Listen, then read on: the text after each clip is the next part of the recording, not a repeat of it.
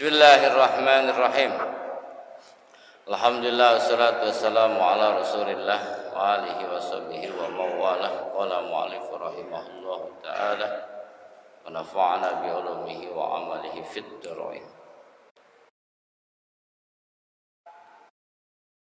Warrahim kasiru rahmati bin ni'amis saghirah wa takhsisut tasmiyati bihadil asma, dan mengkhususkan memberikan nama dengan ini nama liya'lama al-arifu, agar mengetahui si arif annal mustahiqqa bi ayyusta'ana bih bi jamil umuri, bahwasanya yang berhak diminta tolong di dalam seluruh perkara huwa al-ma'budu al-haqiqi, itu adalah zat yang disembah secara hakiki, mu'tiyun ni'ami, yang memberikan nikmat kulliha, seluruhnya itu ni'am, jali liha, besarnya itu nikmat, wa hakiriha, dan kecilnya itu nikmat.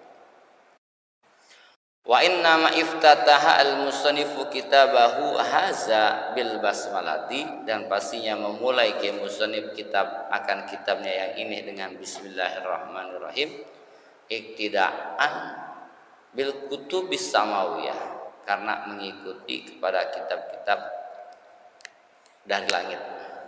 Wa amalan, dan karena mengamalkan bi ahadisi al-marwiyati, dengan hadis yang diriwayatkan, kama ruwiya an Rasulullah sallallahu alaihi wasallam, seperti diriwayatkan dari Rasulullah sallallahu alaihi wasallam, annahu qala, jika katabal abdu bismillahirrahmanirrahim, apabila seorang hamba menulis bismillahirrahmanirrahim fi lauhin, menulis di papan tulis, au fi kitabin, atau di dalam kitab, fa innahu, bahwasanya taktubu, menuliskan lahu bagi si hamba, al malaikatu, para malaikat, al ajra, akan upah atau pahala. Fastaghfiru lahu, dan memohonkan ampunan malaikat bagi si hamba, madama zalikal ismu, selagi ada bismillahirrahmanirrahim tersebut, fil lauhi wal kitab, di dalam papan tulis atau kitab.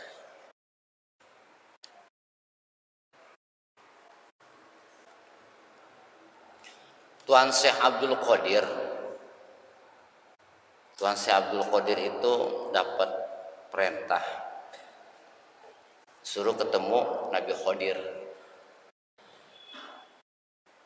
Jadi wali, di antara wali yang jadi walinya semenjak lahir ya Tuan Syekh. Dapat perintah ketemu Nabi Khidir. Ketemu Nabi Khidir, terus jalan. Ketemu Nabi Khidir. Gitu ketemu, tanya sama Nabi Khidir, siapa ente? Abdul Qadir. Mau ngapain? Mau ngaji, mau belajar. Hanya kata Nabi Khidir, ijlis fi makanika, diam di tempatmu sampai aku datang. Kata Nabi Khidir, diam-diam di tempat lo, tungguin sampai gua datang. Ini Nabi Khidir ketemu dengan Tuan Syekh. Ijlis bi makanika, tunggu di tempatmu sampai aku kembali. Berapa lama nungguin Tuan Syekh? 3 tahun. 3 tahun nungguin. Ini mah guru belum datang 10 menit aja udah mau pada bubar. Gimana mau berkah ngaji? Padahal mah gurunya yang datang, bukan ke rumah guru, bukan. Kalau Tuan Syekh Abdul Qadir kan nyari gitu. Udah datang ke rumah guru, siapa Tong? Abdul Qadir, ya udah nungguin di rumah guru 3 tahun nungguin. Ini mah guru digeroin. Guru ngaji sini di Al-Falah. Guru lama 10 menit belum, sudah pada pulang. Itu Tuan Syekh, maka Tuan Syekh mau berkah. Tuh 3 tahun tuh bukannya duduk sambil makan-makan, nggak ada AC-nya, nggak ada. 3 tahun itu bukan di ruang masjid, bukan di ruang ber-AC. 3 tahun itu 1 tahun kagak tidur. Datang tuh 1 tahun sekali Nabi Khidir. Tahun kedua kata Nabi Khidir, udah jangan minum. 1 tahun kagak minum. Tahun ketiga datang, jangan makan. 1 tahun gak makan. Itu nungguin guru.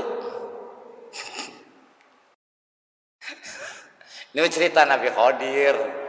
Iya, cerita Tuan Syekh Abdul Qadir pengen berguru ke Nabi Khidir. Itu kata Nabi Khidir, diam-diam tungguin sampai gue pulang. Itu 3 tahun nungguin. Enggak, belum 10 menit belum. Terus kata, kalau kisah Nabi Musa, begitu Nabi Musa lagi duduk di depan Bani Israel, kata anak laki gini, Musa, kamu tahu enggak, ada orang yang lebih alim dari engkau. Ada orang yang lebih alim dari engkau. Nabi Musa nanya ke Allah, ya Rob, apakah ada orang yang lebih alim dariku? Ada. Kata Nabi Musa, unjukin ya Allah, ketemuin saya dengan orang tersebut. Ya udah, kalau mau ketemu ikutin pinggir laut, bawa ikan, taruh itu ikan di satu tempat, terus jalan pinggir laut. Nah, nanti kalau ikan itu hilang, itu di situ ketemu tuh orang. Nyari, Nabi Musa jalan. Kalau nyari ilmu namanya nih. Ya itu namanya yang dikatakan annamal ilmu yu'ta walayati, ilmu dicari, bukannya ilmunya datang. Tapi innamal ilmu yu'ta, ilmu didatengin bukan datang. Dicari sama Nabi Musa. Terus jalan pinggir laut, terus jalan pinggir laut, terus istirahat di Batu Gede. Setelah beberapa hari istirahat di Batu Gede. Kita habis istirahat, melanjutin lagi perjalanan. Jalan lagi, jauh. Begitu udah jauh, berasa lapar. Begitu dilihat, ikan udah kagak ada. Kata Nabi Musa sama temennya, inget nggak lu di mana ikan gak adanya? Kata itu anak muda, barangkali waktu kita istirahat kali di Batu Gede. Oh iya kali, balik lagi. Mending kalau misalnya dari sini ke Oscar sama jalannya. Udah berhari-hari jalan. Balik lagi ke Batu Gede, tempat istirahat. Ternyata begitu balik ada Nabi Khidir. Begitu Nabi Khidir, jalan lagi sama Nabi Khidir di pinggir laut. Menyeberang laut nggak ada laut. Hanya kata Nabi Musa gitu, siapa ente? Saya Musa. Mau ngapain? Saya mau ngaji. Kata Nabi Khidir, nggak sabar ente mah. Paling guru belum datang juga pulang gitu. Kata Nabi Khidir, enggak, saya kuat kayak ya udah kalau misalnya kalau misalnya mau sabar mengikut, ya udah jangan nanya-nanya gitu. Jangan nanya-nanya. Nah, artinya ada proses gitu. Makanya orang dulu itu berkah-berkah. Kenapa orang dulu berkah? Bab ngajinya itu capek. Kenapa orang salafiyah itu berkah? Karena orang salafiyah itu capek. Ntar ngaji, habis ngaji masak, habis masak nyuci, habis nyuci kerja, habis kerja ngaji lagi. Nah, jadi ilmu satu benda yang harus dibeli. Belinya pakai apa? Belinya pakai rasa capek lagi ngaji. Capek lagi ngaji itu beli ilmu. Gak bisa pakai duit, gak bisa pakai yang lain. Nah, maka di sini dikatakan, tapi kan ya jadi guru mah jangan begitu gitu. Mestinya di guru udah waktu yang ngajar belum datang. Sini karena kita udah biasa ngatur, jadi kalau kagak ngatur puyeng. Terkadang saking kita bisa ngatur, Allah kita atur. Terkadang kita itu sering ngatur Allah. Apa yang ngedoa itu kayak ngatur banget. Ya Allah, jadiin saya sama si Pulana sudah cocok sama dia, sama babanya udah cocok, udah akrab, jangan sampai kagak ya Allah gitu. Kayaknya ngatur banget kata Allah Ta'ala. Ini ngatur amat romannya. Minta rizki kita ngotot, minta rizki ya Allah tembusi itu obyekan saya jangan sampai kagak ya Allah. Emang harapan itu doang buat ngokosin anak, kalau kagak tembus saya gimana, ini udah ngutang banyak banget. Jadi dia ngatur itu, nah itu yang bikin lelah hidup. Tapi kan wajar lah guru kita ngedoa. Kalau ngedoa beda. Orang ngedoa itu kayak gini, ya Allah andaikan baik sama si fulana, jadiin ya Allah. Andaikan tidak baik, tidak maslahat buat si fulana, jangan ya Allah. Nah itu namanya orang bijak. Tapi berarti nggak boleh dong kita minta begini. Boleh aja, cuma jangan kayak ngatur. Ada sutradara, kata sutradara, kamu jadi bosnya ya Pak. Lalu kamu jadi tukang kebunnya, ya Pak. Lalu kamu jadi tukang bakso, ya Pak. Aktornya udah ditentuin masing-masing. Bosnya si A, tukang kebunnya si B, tukang baksonya si C. Akhirnya si C tukang bakso protes dia sama sutradara. Pak, saya jangan jadi tukang bakso lagi dong. Masa saya kayaknya main film tuh kan jadi tukang bakso mulu ya, sekali-kali jadi bos kayak Pak, jangan jadi tukang bakso. Dia ngedoa tapi ngatur gitu, ngatur sutradara. Jawaban sutradara kira-kira jawaban sutradara gimana itu? Kira-kira ini mah kita itu anormal aja dah. Ini yang terjadi sama kita kan, terkadang kita ngatur Allah Ta'ala, ya Allah gini-gini, ya Allah anak saya mau ujian lulusin, ya Allah lulusin biar dia dapat nilai bagus gitu. Ya Allah saya mau usaha jadiin gitu. Terkadang maka seperti apa kira-kira jawaban sutradara? Dan saya yakin bukan dipenuhi keinginan si aktor, tapi paling diomelin, lo apa gua yang ngatur? Lu mau ngikut, ayo, enggak ya udah terserah. Maka dikatakan dalam hadis qudsi, malam yardo biqodoi, orang yang tidak redo dengan takdirku, dikasih sakit enggak redo, dikasih enggak punya duit enggak redo, dikasih sedih enggak redo, walam yasbir ala balai, dan enggak sabar atas musibah yang aku berikan. Tidak redo terhadap takdirku, tidak sabar terhadap musibah yang aku berikan, maka kata Allah Ta'ala, ukhrus min wajhil ardi, keluar kau dari muka bumi. Diusir kita sama Allah, diusir, disuruh keluar dari muka bumi. Mau ke muka siapa?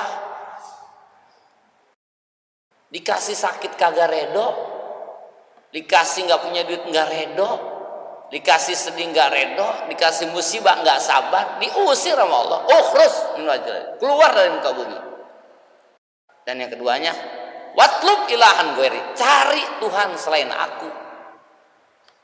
Pertanyaannya, emang ada Tuhan selain Allah? Itu kan, emang ada Tuhan selain Allah? Ini kalau kita kebanyakan ini ya Allah gini, nanti takutnya dia milih sutradara doang. Kalau kita makan hidup emang tinggal ngejalanin tulisan, kul la yusibana illa ma kataballahu, kecuali yang ditulisin sama Allah Ta'ala. Di dalam Ar-Rahman itu, dalam Ar-Rahmanir-Rahim ada, dalam Bismillahirrahmanirrahim ada Ar-Rahman, ada Ar-Rahim. Nah kenapa yang disebut ini cuma 3 sifat? Bismillahi, satu lafad Allah, yang keduanya Ar-Rahmani, yang ketiganya Ar-Rahimi. Kenapa cuma 3 doang? Asma Allah kan banyak, Ar-Rahman, Ar-Rahim, Al-Malik, Al-Qudus, As-Salam, Al-Mu'min, Al-Muhaimin, banyak. Tapi kenapa yang disebut dalam Bismillahirrahmanirrahim itu cuma 3? Bismillahi, Ar-Rahmani, Ar-Rahimi. Maka dikatakan wa takhsisu tasmiyati bihadil asma, penentuan kekhususan Allah Ta'ala menyebutkan 3 asma pada kalimat Bismillahirrahmanirrahim, liya'lama al-arif agar orang yang kenal kepada Allah mengetahui annal mustahiqqa bi ayusta'ana bi jamil umuri wa al ma'budu al hakiki, bahwasanya zat yang berhak diminta tolong sama kita adalah secara hakikat yaitu Allah Subhanahu wa taala, mu'tiun ni'am, yang memberikan nikmat. Berarti nggak boleh minta tolong sama orang, guru? Nggak boleh. Berarti nggak boleh minta tolong sama manusia? Nggak boleh. Kalau lagi punya kebutuhan nggak boleh dong kita minta sama orang, nggak boleh. Latar paan hajatika ila ghairillah, jangan suka ngadu kepengen kita, jangan suka ngadu kebutuhan kita sama selain Allah. Berarti minta sama Allah doang? Iya. Tapi jangan ditelan mentah. Maksudnya silakan ngadu sama orang, silakan ngomong sama orang. Ketika kita punya hajat, punya kebutuhan, silakan kita ngomong, silakan kita ngadu, silakan kita cerita tentang kebutuhan kita. Tapi sebelum kita cerita sama orang, kita cerita dulu sama Allah. Sebelum kita minta sama orang, minta dulu sama Allah malam-malam. Malam-malam tuh kita cerita sama Allah tentang kebutuhan, tentang keinginan kita, cerita sama Allah biar banyak cerita. Udah cerita sama Allah Ta'ala malam-malam, paginya baru kita ngomong sama orang. Ntar tuh si orang digerakin hatinya sama Allah buat nolongin kita. Kalau Allah nggak gerakin mah, biar kata orang gagah gimana juga nggak bakalan nolongin. Kalau orang nggak digerakin mah. Laporan dulu sama Allah malam-malam. Pengen punya rumah. Halo boy mah kali pengen. Ya mah hajatnya nggak bisa kebaca, susah, kebanyakan. Iya kebanyakan.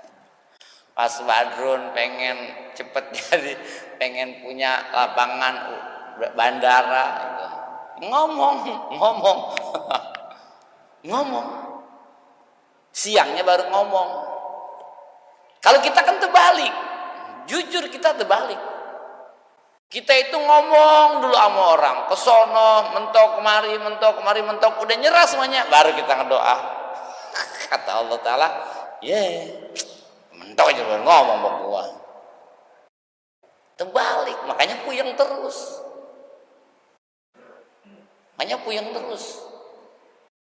Ngomong dulu sama Allah. Si anak kita punya anak umur 4 tahun lah, udah bisa ngomong lah, 4 tahun, 5 tahun. Si anak pengen jajan, minta sama orang kontrakan, Mas bagi aku duit dong, 5.000 aja, si 5.000. Oke lah ketika dibagi. Tapi ketika nggak dibagi, Mas aku minta duit dong 5.000. Nggak ada, Mas nggak punya uang. Minta lagi sama kontrakan sebelah. Minta lagi sama kontrakan sebelah. Udah mentok nih, babanya ngeliatin aja. Bocah minta di tanah kontrakan. Udah mentok, udah nggak dapet, baru ngomong bapak, Pak, tak uang Pak. Oh bapak lu orang kontrakan. Enggak, kira-kira nih kita jadi orang tua, anak minta sama orang, udah mentok sama orang baru minta sama baba. Coba perasaan kita jadi orang tua sama anak gimana? Seolah-olah bukan masalah yang dia minta, tapi yang jadi permasalahan adalah pengakuan si anak terhadap orang tua, itu yang terpenting. Bukan masalah Allah nggak tahu keinginan kita, Allah tahu keinginan kita, tapi yang terpenting adalah lu ngaku Tuhan nggak sama gua. Pengungkapan, coba lu cerita sama gua Tuhan lu nih, gitu. Kata bapak kan, gua baba lu ngomong sama gua, minta duit sama gua, gitu. Kontrakan lu mintain duit, baba lu aja. Ya bukan masalah permintaannya, pengakuan yang terpenting. Udah begitu pengen bikin mobil-mobilan, Mas bikin aku mobil-mobilan dong. Ya Mas nggak bisa. Ngomong lagi keliling, nggak bisa. Oh sana nggak bisa. Udah 3 hari diliatin aja babanya. Ya hari gue liatin, mampu kagak. Gitu. Terus dia bikin sendiri, nggak mampu. Dia bikin ini nggak mampu. Udah mentok baru ngomong babanya. Pak, bikin aku mobilan dong. Paling bapaknya tawa doang, lemparin sama. Salah. Nah ini yang terjadi kebanyakan orang adalah dia curhat dulu sama manusia, dia cerita sama orang, dia cerita sama teman, dia cerita sama semuanya, mentok semuanya, baru dia salat tahajud. Allah, kata malaikat, lu ada pengen aja salat tahajud. Coba begini, Pak, kata si anak yang 5 tahun, Bapak, bikin aku mobilan dong. Bapaknya diam aja, bapaknya lagi ribet. Dengar Pak, dengar. Terus si anak bilang, bapaknya bilang gini, Mas. Terus si anak itu bilang, Mas, bikin aku dong mobilan. Kata bapaknya, Mas, anak gua bikin mobilan tuh, gua lagi ribet. Iya Pak Haji, bikin bagus. Si orang kontrakan mau bikin mobilan karena ada perintah dari si bos, ada perintah dari tuan rumah. Yang ngadu sama Allah Ta'ala malam-malam, Allahumma rzuqna rizqan kasiron halalan thayyiban min ghairi darin wala masaqatin wala ta'abin. Dia cerita tentang keinginan dia. Begitu pagi-pagi dia baru ngomong sama orang. Itu si orang entar digerakin hatinya sama Allah. Udah tolongin tuh. Bisa nggak kalau begitu? Gampang. Yang bikin kita susah itu kita balik. Makanya kita puyeng terus. Coba dibalik, pakai aturan yang sudah diatur gitu. Pakai aturan yang sudah diatur.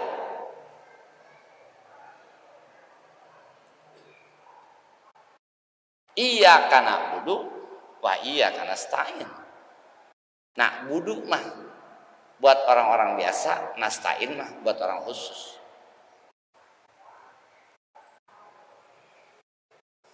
Jadi yang dibalik, kalau dibalik puyeng. Wa'mur ahlaka bis-shalah wastabir 'alaiha la nas'aluka rizqa nahnu narzuquka. Aturan Allah nih. Wa'mur ahlaka bis-shalah, suruh anak istrimu salat. Wastabir 'alaiha, dan suruh bersabar di dalam menjalankan salat. Suruh ngaji anak istri, suruh sabar kalau lagi ngaji. Lanas aluka rizko, kata Allah Ta'ala, aku tidak minta rizki dari kalian. Nahnu narzukuka, nanti kalian yang aku kasih rizki. Jangan dibalik. Berarti tugas kita adalah nyuruh anak istri ibadah dan nyuruh bersabar. Ini tugas kita. Ketika tugas kita udah jalanin, nanti akan turun upah dari Allah. Mana upah dari Allah? Nahnu narzukuka, ntar lu gua kasih rizki. Nah sekarang dibalik sama kita. Baliknya, masalah rizki kita yang ngatur. Nah nanti kalau kamu lulus SMP, masuknya SEMEA. Kalau SEMEA gampang kerjanya. Nah kalau kamu udah kerja, bisa sambil kuliah. Kita kalau udah kerja buat kuliah, upah gajinya buat bapak sekian. Ma, kan bapak lagi begini, ya mama nyuci kayak di komplek apa gimana, apa dagang apa. Rizki dia yang ngatur, anak bininya aja suruh nyari rizki. Dan sholatnya dia nggak pernah suruh. Ibadahnya dia nggak pernah suruh. Makanya puyeng terus hidupnya. Kenapa? Ya karena dibalik, kudunya nyuruh anak istri ibadah, ntar dikasih rizki sama Allah. Lalu jadi balik, anak istrinya suruh nyari rizki, suruh sholat, ya nggak suruh-suruh, kayaknya puyeng. Laporan dulu sama Allah, baru ngomong sama orang. Kalau kita dibalik, ngomong dulu sama orang, baru laporan sama Allah. Kan nyempleng-plengan terus. Tidak ada sesuatu yang sulit apabila kita serahkan sama Allah. Sekali lagi, tidak ada sesuatu yang sulit apabila kita serahkan sama Allah. Mohon maaf ya, ini pengalaman pribadi saya itu ya. Tapi harus punya keyakinan sih. Kalau nggak punya keyakinan, rubuh mulu rubuh. Keyakinan itu adalah tentara. Keyakinan itu adalah tentara. Semakin besar keyakinan kita, tentara kita makin banyak. Kalau gua ngaji, aduh, nggak enak buat tetangga. Kalau gua ngaji, ntar bagaimana? Keyakinannya kurang, makanya nggak pergi ngaji, rubuh. Kenapa? Tentaranya dikit. Kalau gua ngaji ke Kobong, pulangnya malam banget, terus gua masuk angin, nggak ngaji, rubuh. Rubuh, kenapa? Tentaranya dikit. Tapi kalau orang yang tentaranya banyak, yakin dia berangkat. Masalah sakit sama gak urusan ntar, tentaranya banyak, makanya yakin. Kata orang-orang, sampai ada yang nanya sama orang, saudara saya, Ji, yang gua tahu, lu itu tiap hari di rumah serebet ngajarin bocah, dan bocah bayaran sebulan 250.000 sama makan, sama semuanya. Katanya orang nih, yang gua tahu lu itu tiap hari di rumah, dari pagi sampai malam, sampai pagi lagi lu ngajarin anak-anak, dan anak-anak bayarannya 250.000 berikut makan sebulan. Kok lu bisa ngebangun dulu? Gitu, pertanyaan dia tuh. Pertanyaan dia. Puyeng ya, Cing? Iya, gue nggak ngerti. Kata saya, ya sama, saya juga nggak ngerti, Cing. Saya juga nggak ngerti, ngapa saya bisa ngebangun. Ya baru-baru Cing yang ngeliat, saya yang jalanin. Perasaan baru kemarin gali pondasi, baru kemarin ngecor, udah jadi. Itu yang gue bingung. Ya sama sih, gue bingung. Jadi nggak sulit kalau kita serahin sama Allah mah. Ngebelah laut itu susah, tapi Nabi Musa tawakal aja, serahin ke Allah, terbelah lautan 12 jalan. Bikin api jadi dingin itu susah. 9 hari 9 malam itu Nabi Ibrahim di atas api, tapi dia serahin semuanya sama Allah, dingin itu api. Untung ada kalimat kuni bardan wassalaman, jadilah kau dingin dan menyelamatkan. Kalau tidak ada kalimat salaman, bisa mati Nabi Ibrahim kedinginan. Bisa mati kedinginan. Ngebelah bulan itu sulit, tapi Nabi Muhammad bisa, dipanggil bulan dibelah 2. Kok bisa? Diserahin sama Allah.